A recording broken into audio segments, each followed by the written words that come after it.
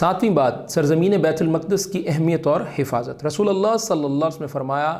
وہ یعنی بیت المقدس یا مسجد اقصیٰ نماز پڑھنے کی بہترین جگہ ہے، وہ محشر اور منشر یعنی اکٹھے ہونے اور قبروں سے اٹھنے کی زمین ہے۔ عنقریب ایسا وقت بھی آنے والا ہے کہ ایک آدمی کے پاس گھوڑے کی رسی کے بقدر زمین کا ایک ٹکڑا ہو جہاں سے وہ بیت المقدس کی زیارت کر سکے، یہ اس کے لیے دنیا اور جو کچھ اس میں ہے اس سے زیادہ بہتر اور پسندیدہ ہوگا۔ صحیح الترغیب 1179 اور محدث البانی نے اسے صحیح کہا ہے۔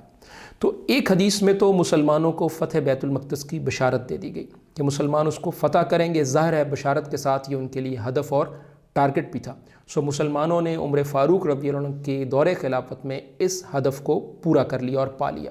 اور بیت المقدس کی زمین کو حاصل کر لیا۔ پھر تب سے لے کر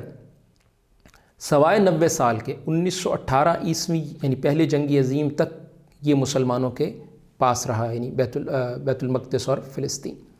دوسری حدیث جو ابھی ہم نے بیان کی ہے کہ اس میں بیت المقدس کی زمین کی قدر، اہمیت اور حفاظت کی طرف توجہ دلائی کہ ایک وقت آئے گا کہ گھوڑے کی رسی کے بقدر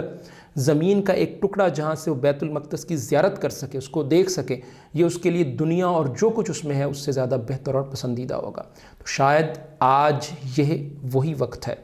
جب اسرائیلی اس زمین کو ہتھیا رہے ہیں، اس پر قبضہ کر رہے ہیں، اس کو جائز اور ناجائز ذرائع سے اپنے قبضے میں لے رہے ہیں۔ تو اہل قدس کا اور امت مسلمہ کا اپنی سرزمین کے چپا چپا کی حفاظت کرنا از حد ضروری ہے اور شان اور فضیلت کا باعث ہے، اور قدس کی حفاظت کے لیے فلسطین کی حفاظت بھی ضروری ہے۔